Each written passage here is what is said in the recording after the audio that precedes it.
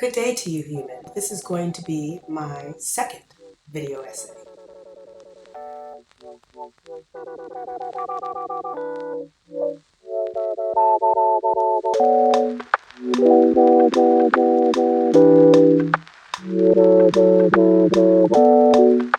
In my last video essay, Raised by Colonizers, we talked about how capitalism is child abuse. We talked about how no matter what type of parental system that you are raised in, under capitalism, you are going to suffer some sort of childhood neglect. It's inevitable. So as I've been exploring more into different aspects of philosophy and human behavior, as well as a lot of the response for my last video essay and on TikTok, I've come to the conclusion that maybe we have all been neglected as children, which maybe means we maybe don't know how to love. Just stay with me till the end of this video. Trust me, okay? We're gonna get through this together. Because if we're all neglected as children to some sort because of capitalism, and our parents went through the same system and also suffered similar types of neglect, maybe even worse, or we really shouldn't rate trauma. It's not a trauma Olympics. Would that not maybe lead us to think that maybe we haven't experienced or even been or have given true, genuine love? Do we know what that looks like? Have we ever experienced authentic love under capitalism? Can we even experience authentic love under capitalism? Can you have a healthy romantic relationship if you've never seen one before? Do we even know what a healthy romantic relationship looks like? It just makes me wonder, maybe there's a whole other realm, level of love that none of us have experienced because we can't, because capitalism doesn't allow us to. So let's explore that by kind of breaking down what love is and how you love and how you can be loved.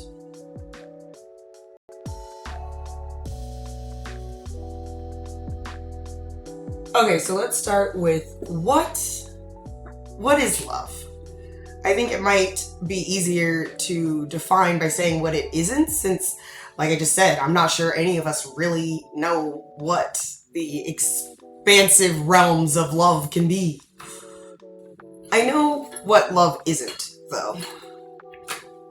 Love isn't fake. Love isn't controlling. It's not a secret. Love isn't unaccepting or selfish or impatient. Love is not oblivious, but love is also not draining. Love is not idle. It's not deceitful or faithless. Love isn't insecure. Love is not capitalism. What does that mean? What does that mean that love could be if we know it's not those things? I like to think of love as existence, reality, life. What I do know is that love is real. And there may not be words to genuinely describe it because it's not in the mind and it's not thinking, it's in the soul. It's love. You have to feel it in your soul. So let's go break that down.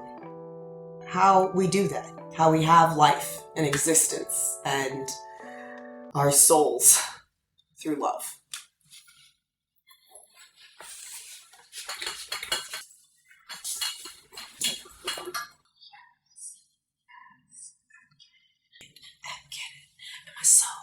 And so, yes, we queer, we gay, yes, witches and magic and fae, bitches.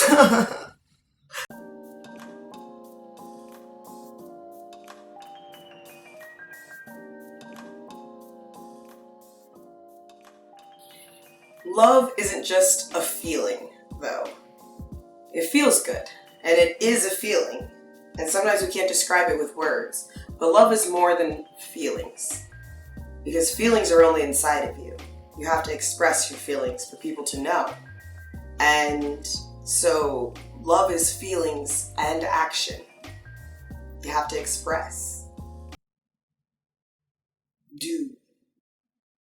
So for this video, I broke down how to love into 8 sentences that explain kind of the process that you have to go through to really genuinely love somebody and for you to be loved. And you know what? It's probably part of the process on how you learn to love yourself. So what are the sentences? Here we go. Number 1, love is who you are. Number 2, love is a choice. 3, love is communication. 4, love is understanding. Number 5, love is knowing. 6, love is doing.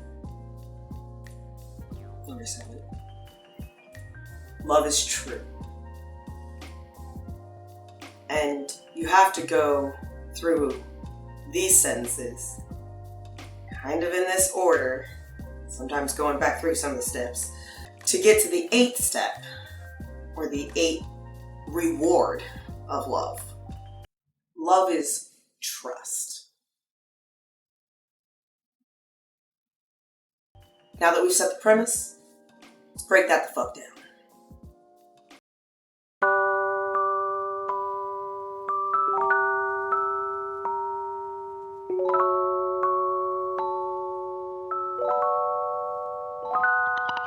As we go through these steps, I'm going to start each section out with a couple of questions, so please answer them to yourself, out loud if you can.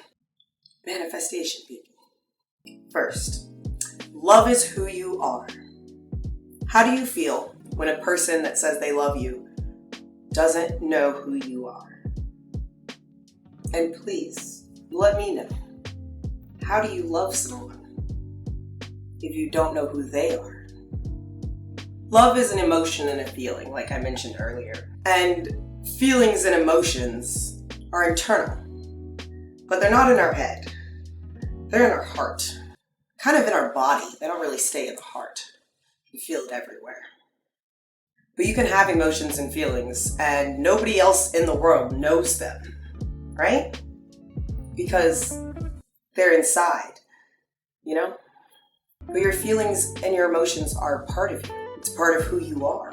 Who you are and your feelings and emotions are rooted in your soul, in your being. It's where the love starts. But then you have to make a choice. You have to make a choice within yourself to express externally who the fuck you are. Really, it's a decision that we make almost every day with anybody that we connect with, is how much of who the fuck I really am I going to express to this person? And reality check, oftentimes it's not very much. We be real fake out here. Let me be for real for you, okay? We be real fake. But the first step in loving and being loved is knowing who you are, so you can make a choice to express that to someone else and to accept their self-expression, who they really are. Which leads us right to number 2, love is a choice.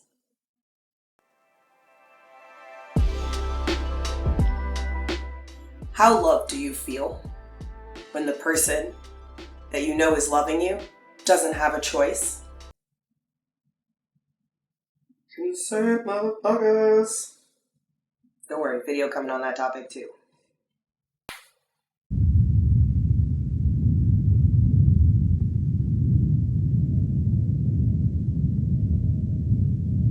The human be busy. They be very busy, okay? Very busy. Also, answer this question out loud. How do you love someone without a choice?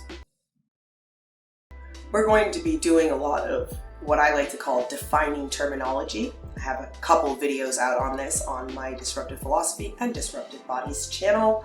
It is actually knowing the words that we are saying to each other under the same definition so that we can actually, communicate correctly. Let me not get ahead of myself. That's the next one. But just so that we all understand, through this we're going to define some terminology. And first we're going to start out with choice. What is choice? It's just the act of selecting or making a decision when you have more than one possibility. And since there be billions of people out in this world, I'm assuming we all have to make the choice. Yeah, we have to choose the one that we want to pursue, as well as the choice to actually share our authentic self with that one person. So once we choose that person and we choose to express and share ourselves with that person, share who we really are, how do we do that? Well, we do communication.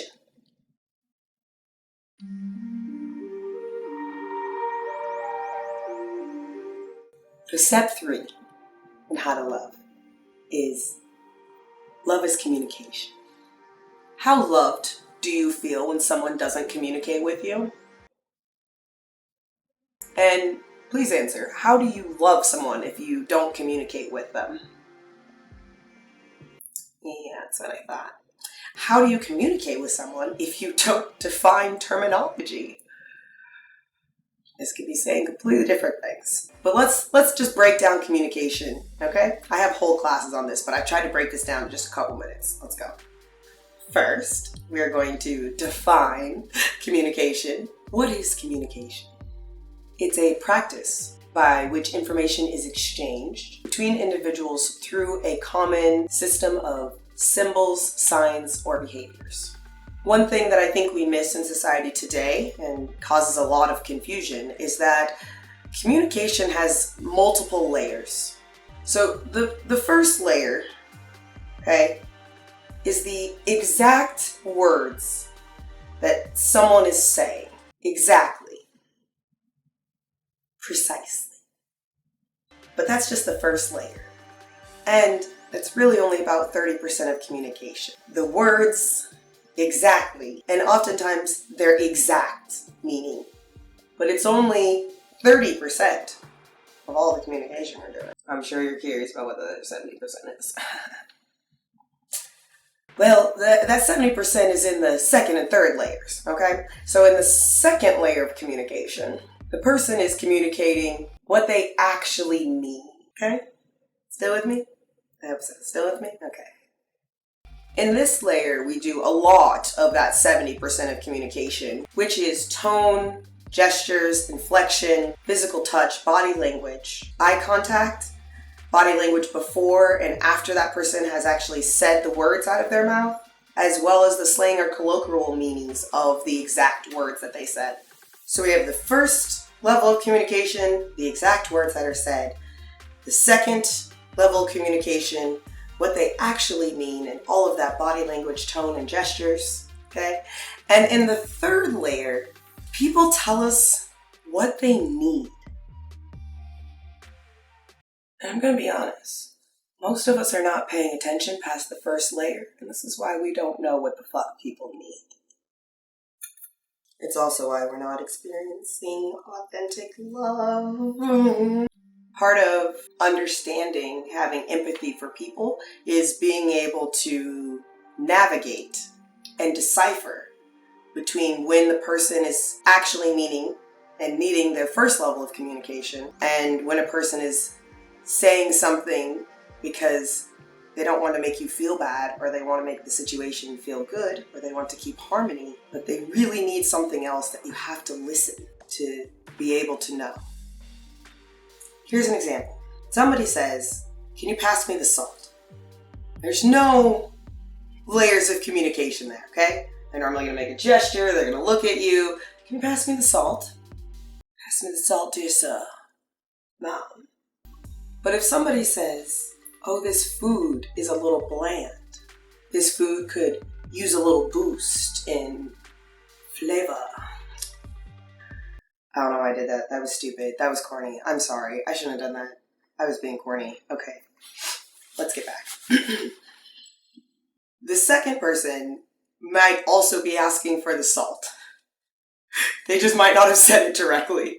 Hopefully that's a good example. I can think of many more, but we'll stick with that one for now because this is supposed to be a short.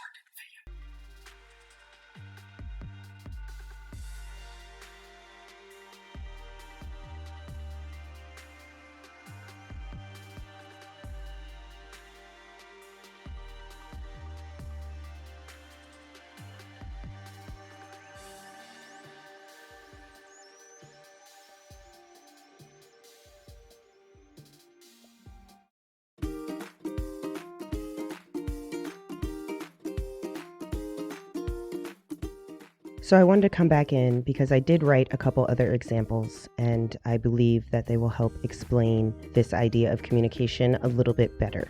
The first example is going to be a sentence in where I'm going to use one word over and over again for multiple meanings, and that word is going to be fuck. Here is the sentence. Fuck. I fucking fucked the fucking fuck. You fucking fuck. And now the translation. Oh no. I messed up. The frustrating thing. You misinformed, annoying person. This example shows us that within the English language, you can use the same word for multiple different meanings of communication. And this is why defining terminology is incredibly important. To make sure that this sentence was clearly communicated to whoever I was speaking to, I would need to define what I meant by fuck all 9 times that I used it.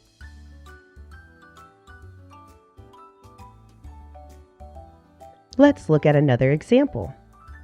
In this example, we'll continue to use the word fuck. Go fuck and fucking fuck and see if I fuck a fuck.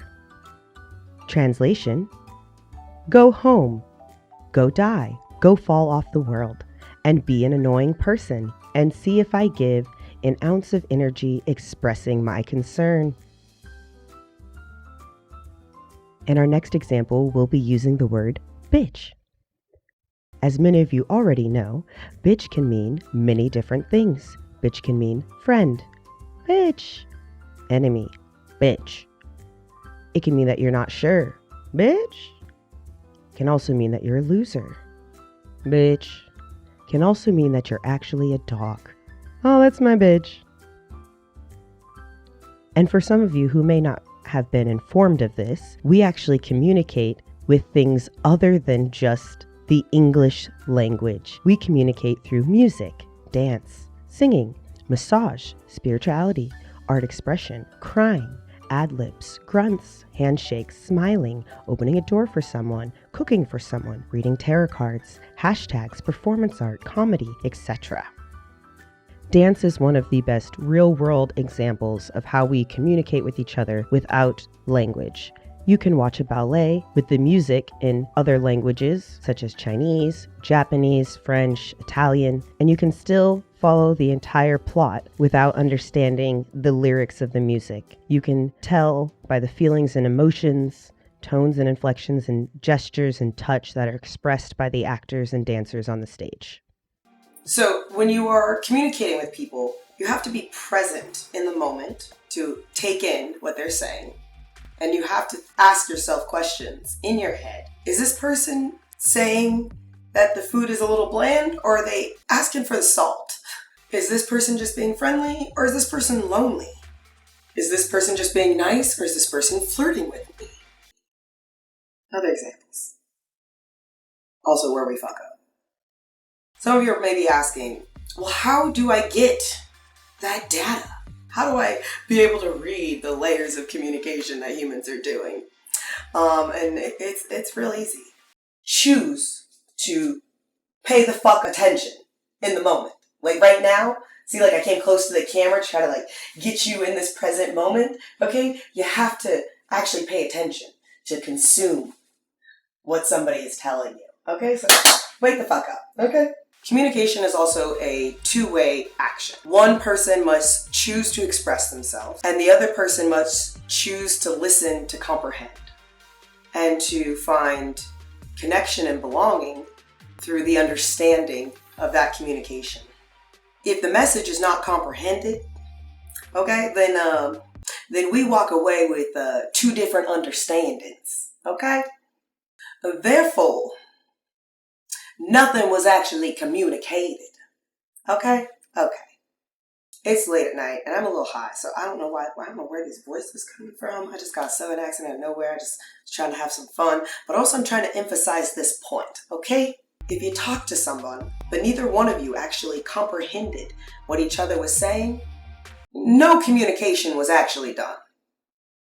Communication is understanding. And that's going to lead us to number 4. Love is understanding.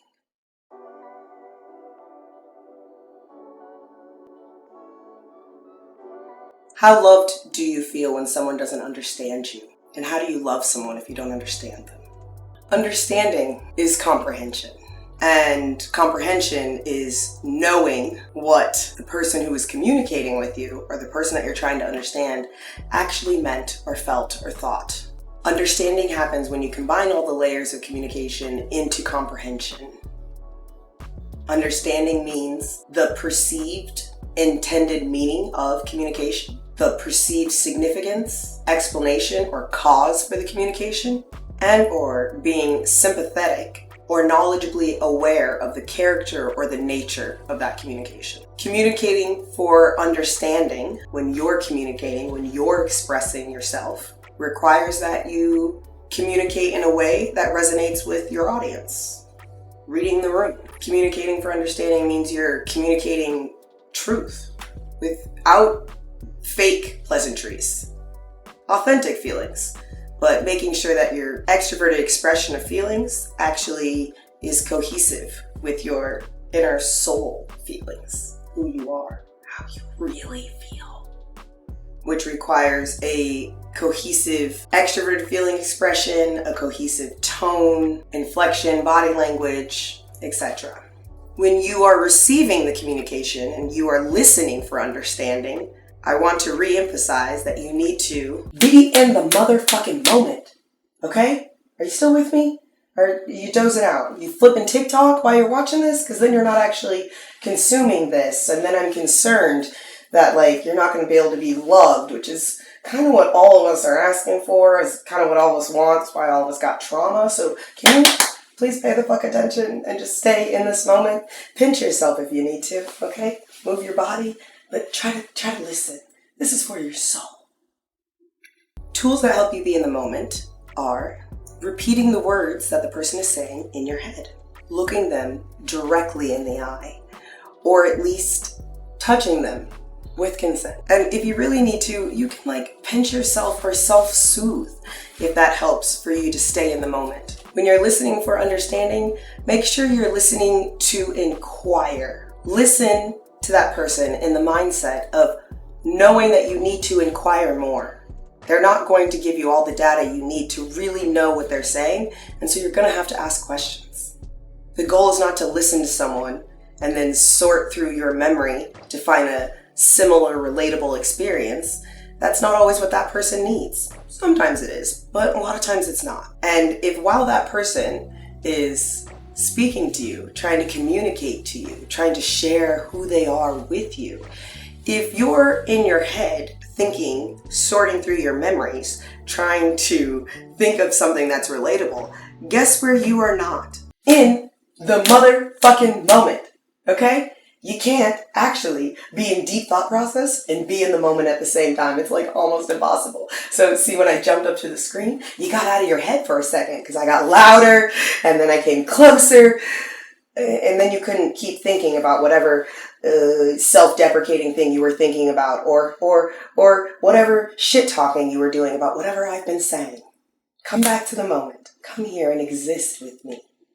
It's beautiful. The goal when listening for understanding is to collect enough information so that when they're done speaking, you can ask a question that not only communicates that you understood what they were trying to tell you, but also communicates that you're interested and you want to know more, because knowing is also love.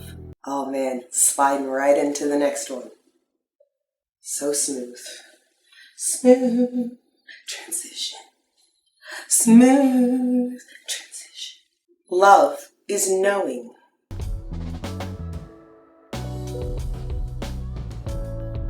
Do you feel loved when someone doesn't know you? How do you love someone if you don't know them? Let's start with, what the fuck is knowing? To know. To be. To know is to be aware of through observation, inquiry, or information. And knowing is doing this in full awareness, full consciousness. And consciousness is experienced in the now, when you're not in your head or imagination thinking, you're right here with me, experiencing all this emotion and feelings and sensory that I'm giving you. And gay, lots of queer, lots of gay going on over here. Are you seeing it? What is awareness? It's the knowledge or perception of a situation or fact. And it's concern about that situation or fact. It's also a well-informed interest in a particular situation, human or development. Awareness. It's not just for cults. Same with consciousness. What is consciousness? Well, it's the state of being aware, of course. Aware of one's surroundings, the awareness or perception of a person, of something by a person, and it's the fact of awareness by the mind itself and the world. You can only be aware and conscious in reality, in the present moment, and you are only in reality when you are not thinking or in your imagination, and you're right here with me in the moment. In the moment. Let's try it. You know why you love all of your amazing artists and singers that you follow? Because they're in the moment when they make their art and when they perform it for you. So let's try it. To know someone, you have to observe them over time by being present and in the moment when you interact with them. This allows you to be well informed about facts and situations about this person and surrounding this person. To know someone, you have to be aware of your present mind's reality, as well as others and the world around you, and all the things that those beings are communicating. I want to say this again. To be aware, to be conscious, to be a human and experience love, as well as give it, which is really the same thing as experiencing love. You have to be conscious in your present mind's reality and your connection to the world and your surroundings. How do you do that? By being in the moment. Was that not clear? By being in the moment? Okay. And then, once you know, then you can do. Transitions, bitch. Transitions.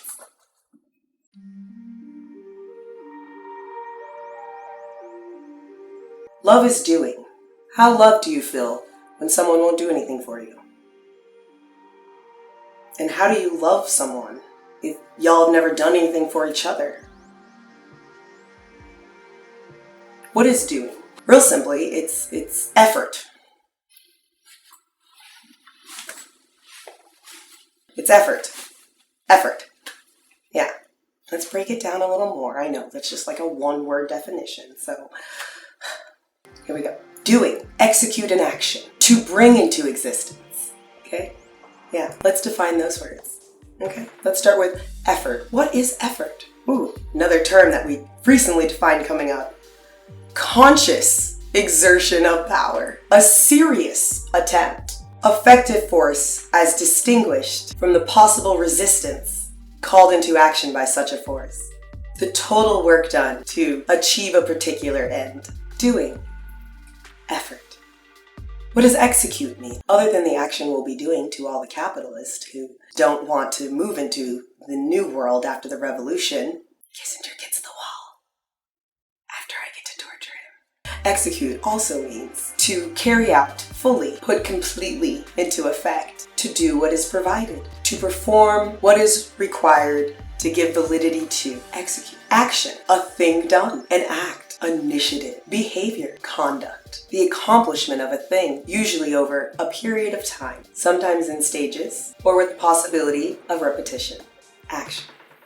Existence. We hadn't done this one yet, so let's do it. Existence. Actual or present occurrence. Sentient or living beings. Reality as presented in experience. the manner of being that is common to every mode of life, existence. Doing is the effort to execute an action into existence, authentically, truly, and another transition, and another one. Love is true.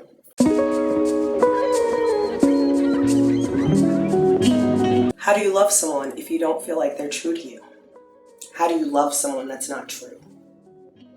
What is true? Well, it's loyalty, faithfulness, honesty. What is loyalty? It's being faithful to a person, community, to whom faithfulness is due. See, it's a real big part of that loyal thing. It has to be due. Not necessarily deserved, but due. Reciprocity. What is faithfulness? It's steadfast affection, firm in adherence to promises, given with strong assurance and truth facts. What is honesty? It's free from fraud or deception. It's genuine, it's humble, and it is also worthy. And after you experience these qualities in someone else, after communicating and sharing who you are, understanding and knowing, and trusting, then you can lead to the most beautiful part of love and the thing that all of us really desire. Another Beautiful Transition by Conrad Posh. Trust.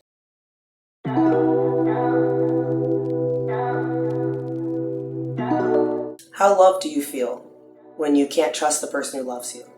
How do you love someone if you can't trust them? What is trust? It's assured reliance on someone's character. It's the ability, strength, or truth of someone, something. The ability of the truth. It's the expression of the truth in the present moment. You still with me? You still with me? Okay, just making sure. Just getting serious there for a second. You can't love someone or be loved if you don't share trust in each other, because love is trust.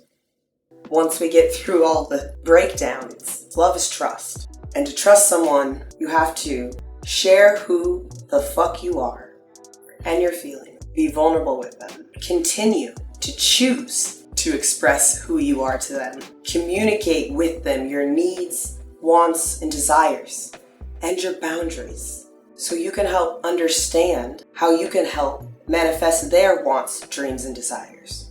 You have to know them deep enough to understand why you can trust them.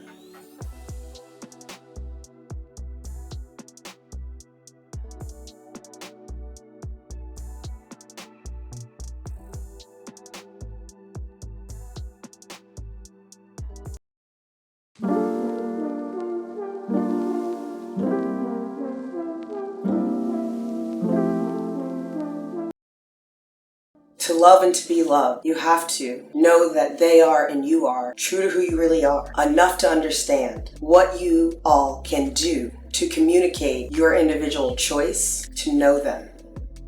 How to love. Try it with yourself first, then try it with others. First step in the revolution. It's the theory that nobody wants to do a video on, you know? Nobody on the bread tube, leftist tube space is doing deep philosophy about how to love each other, even though it is vitally like the first 8 steps to revolution. Here's how we start, and we'll be exploring more of the philosophy that we are not talking about in leftist spaces that we're gonna need for revolution. Please stay, because it's gonna be fun. It's not gonna always feel good. Sometimes you're gonna have to heal and grow, but god damn it, there's gonna be so much fucking joy. And you know what there's not out there? I can guarantee you, if you're on the other side of this screen, much joy. Not a lot just floating around right now, you know? It's kind of hard to, you don't have to really like dodge joy bubbles, you know? They just don't really ever appear. Yeah, so maybe we should get on that love so we can overthrow the state. Okay. Thank you for watching another piece in my collection of philosophy on this channel. If you haven't been able to view my feature magnum opus documentary, Raised by Colonizers, you can view it on this channel. Please do. It is very long. It is 7.5 hours. It is time stamped and it is worth it. And then come back and watch this again. After you finish that, because you're going to need to go through this again, because that's going to be a whole other process. Yeah, I'm not doing any videos where you're not gonna have to heal or grow, so welcome to my channel.